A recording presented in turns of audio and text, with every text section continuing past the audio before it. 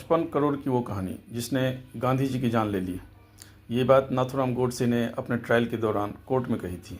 भारत पाकिस्तान बंटवारे के दौरान 400 करोड़ रुपए जो भारतीय खजाने में पड़ी हुई थी उस समय के अनविभाजित भारत में, उसमें से 75 करोड़ रुपए पाकिस्तान को दिए जाने थे। आज़ादी के समय ही 20 करोड़ रुपए पाकिस्तान को दे दिए गए, लेकिन 55 करोड़ रुपए बचे हुए थे जो कि पाकिस्तान को बाद में दिया जाना था। भारत के 15 अगस्त 1947 के आज़ाद होने के कुछ दिनों के बाद जम्मू कश्मीर में युद्ध शुरू हो गई और उसमें भारत और पाकिस्तान के सेना आमने सामने आ गए। भारत को ये डर था कि यदि ये बचे पैसे 55 करोड़ रुपए पाकिस्तान को दे दिए जाएंगे तो इस पैसे का उपयोग वो सैनिक साजो सामान में करेगा और भारत पर गोलियां बरसाएगा, और इसी कारण से इस पैसे को देने में देर हुई। उसके बाद जनवरी 1948 में गांधी जी धरने पर बैठ गए और पाकिस्तान की ऐसी बहुत सारी मांगी थी जिनके फेवर में वो खड़े गए, ऐसे इतिहासकारों का मानना है। और उसी अनशन में सरकार झुकने लगी और इसका परिणाम ये हुआ कि 55 करोड़ रुपए जो बचे हुए थे वो पाकिस्तान को दे दिए गए।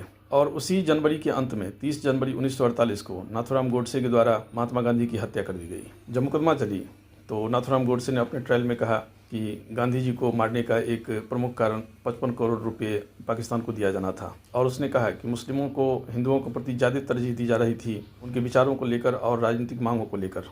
नाथूराम गोडसे का जन्म बारामती महाराष्ट्र में हुआ था, जो कि पुणे के नज़दीक का क्षेत्र है। बाद में नाथूराम गोडसे को फांसी दे दी गई अम्बाला सेंट्रल जेल में। एक मर्सी पिटीशन लगाई गई थी नाथूराम गोडसे को माफ़ कर देने के लिए। उस पर गांधी जी के बच्चे भी सहमत थे, लेकिन उस समय के राजनीतिक लोगों ने यह कहते हुए मना कर दिया कि नहीं, इस केस में नाथूराम गोडसे को माफ़ नहीं किया जा सकता है, और अंततः उसे फांसी दे दी गई अम्बाला सेंट्रल जेल में, जो कि अभी पंजाब में पड़ता है।